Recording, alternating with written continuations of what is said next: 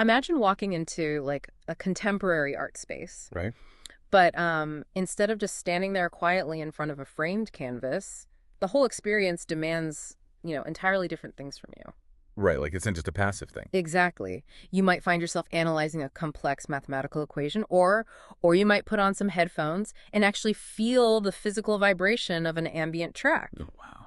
Or, get this, you might even walk out wearing a custom-designed jacket that literally weaves high-level sociology into the fabric. That is, yeah, that's not your standard gallery visit. No, not at all. So today on the deep dive, we are looking at an artist who refuses to let dense philosophical concepts just, stay trapped on a page. Or confined to a static visual, yeah. Yeah. Today we are digging into the career of Marcelo Maria de Castro, Right. who operates under the artistic moniker MMC Infinito. MMC Infinito, got it. And he is this incredible Portuguese-Brazilian creative who essentially functions as a, I guess you call him a multidisciplinary translator. That translator, I like that. Yeah, because his work moves so fluidly across fine arts, ambient music, literature, fashion, and even education. It's a lot of ground to cover. It really is. Yeah. But what we're cracking today is his methodology. Like how he takes the abstract anxieties of modern society and turns them into something deeply sensory, something tangible. And to really understand how a mind develops that kind of multidisciplinary translation, we have to look at his foundation, his developmental background. Right, where it all starts. Because a key piece of the source material we're looking at highlights a childhood diagnosis of neurodivergence. Yes. But, and this is the critical takeaway, I think it's not framed as a deficit to be overcome. Not at all. It's about how that distinct neurological wiring actually necessitated the invention of a totally new language. It functioned as the primary catalyst for his entire creative output. I mean, think about a neurodivergent mind navigating a world built for neurotypical processing. Right. It's like everyone is speaking a different language. Exactly. The standard modes of communication can just feel chaotic or insufficient. So for him, art became this vital sanctuary. A sanctuary, yeah. It wasn't just a hobby he picked up on the weekends. It was an essential tool for his cognitive development. Wow. It was his central mechanism for interacting with his environment. Yeah. He basically had to build his own structural framework just to process reality. And that idea of building a structural framework, it's highly visible when you actually look at his canvases. Oh, totally. Because the art critic Oscar Drosio reviewed MMC Infinito's work, and he pointed out that it goes way beyond traditional painting. Yeah, what did he call it? He called it the creation of atmospheres. And he uses this phrase, the poetics of space. The poetics of space. I love that. Right. It suggests the canvas isn't just a flat picture. It's a whole environment with its own physical laws. And those physical laws are dictated by a very, very specific visual dialogue. If you spend any time with his pieces, you immediately notice this permanent tension. Tension between what? Between these really organic, sweeping curves and then highly rigid straight lines. Okay, torsion lines. Yeah, it's a persistent negotiation between those two geometries. In fact, one of the critiques we read highlights this by saying, and I'll quote it, "The curve that embraces can frighten, and the line that wounds becomes welcoming." Wait, okay. I want to pause and really unpack that specific phrasing. Sure. Because on the surface, that feels deeply counterintuitive. Oh, so? Well, a line that wounds sounds inherently hostile, right? Right, yeah. While an embracing curve sounds comforting. But if we view this through the lens of a mind seeking that vital sanctuary we just talked about. No, the psychology flips entirely. Exactly. A rigid, sharp, straight line provides absolute predictability. It establishes a boundary. It tells you exactly where a shape begins and ends. And for someone who needs it, there is profound psychological safety in that kind of strict rule. You're describing the comfort of structural integrity. Right. When a mind is easily overwhelmed by, say, sensory input or abstract ambiguity, a harsh boundary is incredibly grounding. It defines the rules of engagement. Whereas a soft, organic curve has no definitive start or end point. It's boundless. It just keeps going. Right. So while a curve might seem embracing to most people, to a mind craving structure, that endless fluidity could represent pure chaos. The lack of a boundary actually becomes a threat because it implies infinite, unpredictable possibilities. So that psychological inversion, that's the engine of his early aesthetic. He's using those rigid geometries to anchor himself. Yes, but what makes his evolution so compelling, and this is where it gets really interesting, is that once he establishes those boundaries on the canvas, he turns his attention to subjects that are actively losing their boundaries. Oh, I see. He moves from constructing solid lines to exploring states of liquefaction. Liquefaction. So things melting. Exactly. Which we see perfectly in works like Amor liquido du Jardin du Eden. Liquid Love of the Garden of Eden. Yeah. The figures, the environments in these paintings, they just don't hold their shape. They appear to be literally melting or dissolving into each other. It's a very visceral representation of transience. And that visual of melting, that's his direct engagement with the philosopher Zygmunt Bauman, right? Absolutely. Bauman is famous for coining this concept of liquid modernity. Liquid modernity. The premise is that in previous generations, societal structures were solid. You had a predictable career path, long-term institutional loyalties, firmly defined social roles. You knew exactly what the boundaries were. Right.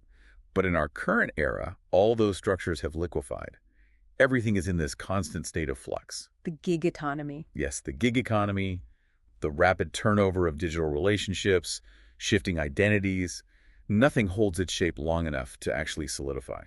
And when you look at Bauman's liquid modernity, you immediately recognize that feeling. I mean, for you listening, I'm sure you've had that moment where you're hyper-connected to thousands of people on your phone. But completely isolated in your fizz little room. Exactly. It's this underlying dread that everything in your life, your job, your friends, your network, could just shift and melt away by tomorrow. And MMC Infinito tackles this directly in his 2026 Luxury Artists book.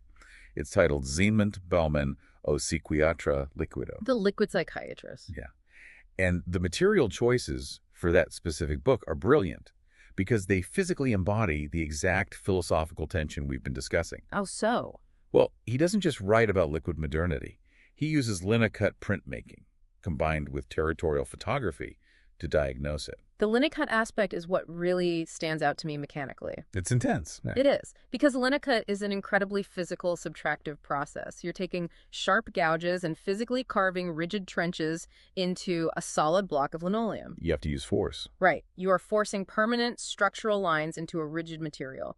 So to use that highly structured, unyielding medium to depict the anxiety of a generation that feels unstructured and liquid, it's a masterful contradiction. The medium itself is fighting the subject matter. It is the ultimate manifestation of that tension between the straight line and the curve we talked about earlier. And he pairs those linocuts with territorial photography. Which adds another layer of spatial analysis. Totally. Because territorial photography isn't just taking nice pictures of landscapes.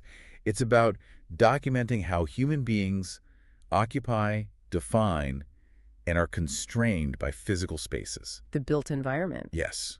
The concrete borders, the zoning, the physical architecture of our isolation. By layering those photographs with the rigid linocuts, he is mapping the exact coordinates of modern anxiety. He's basically creating a topographic map of isolation. That's a great way to put it. And it clearly resonated with people because that specific project evolved into this massive immersive exhibition in Portugal's Margem Sul. Oh, curated by Marta Salpico, right? Yes. He took this really heavy sociological concept of liquidity and built a sensory environment that you could physically inhabit. Which highlights a really crucial pivot in his methodology, I think. How do you mean? Well, if your core artistic obsession is capturing the feeling of things melting, shifting, and refusing to stay static, eventually a two-dimensional canvas is going to become restrictive. Oh, absolutely.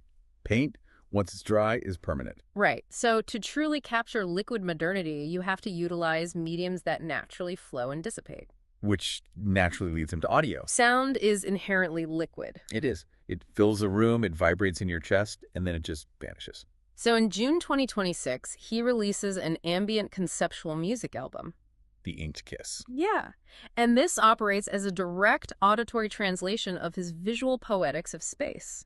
When you listen to tracks on that album, like Negative and Positive Space, or the self-titled track MMC Infinito, you're literally hearing him compose the auditory equivalent of those rigid lines and chaotic curves. It just completely changes the way you interact with the concept. You don't have to stand in a gallery to experience his sanctuary. Mm-hmm. You just put on your headphones while you're walking through a crowded subway or sitting in an empty apartment. He stretches that two-dimensional visual philosophy into a three-dimensional audio environment. It's brilliant. It is.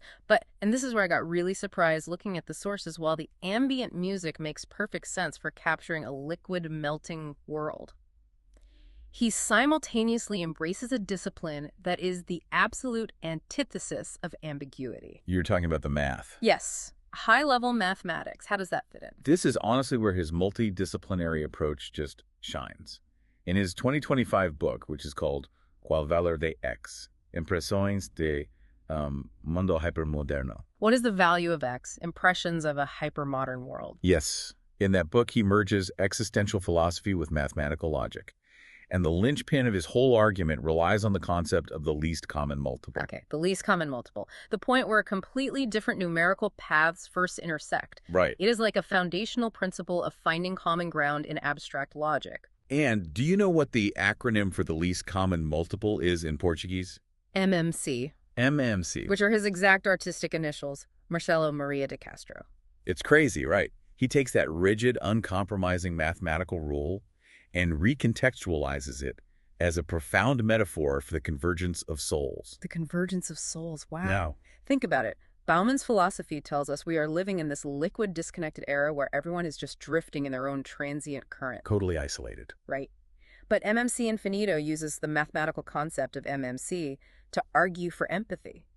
He proposes that no matter how divergent our trajectories are in this hypermodern landscape, there are fundamental, inevitable points of intersection. It is such a beautiful synthesis. He uses the ultimate rigid straight line of mathematics to embrace the organic curve of human connection. The logic provides the boundary, and the metaphor provides the warmth. Exactly. Now, considering the sheer density of these themes, I mean, we're talking neurodivergent spatial processing, Bauman sociology, ambient soundscapes, mathematical metaphors. A lot. It's a ton. It would be very easy for an artist dealing with all this to just retreat into an ivory tower. Oh, sure. He could just produce these works for a niche academic audience and remain totally isolated. But isolation is the exact opposite of his goal. Right. His role as an educator is just as central to his identity as his output as an artist.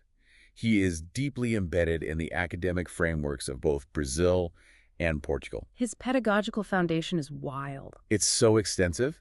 He studied fine arts at the Escola Panamericana in São Paulo, got a licentiate recognized by the University of Lisbon, a master's in education from Must University in Florida, and even did specialized graduate studies in visual arts teaching at Universidade Lusofona. He hasn't just collected degrees, though. He has actively shaped public art education. Yeah, he spent over a decade teaching at the Escola Panamericana. And he's worked as an art educator at major cultural touchstones like the Museu de Arte Moderna de São Paulo (MAM) and the Bienal de São Paulo. He's taking these incredibly complex translations of modern anxiety and actually developing curricula around them.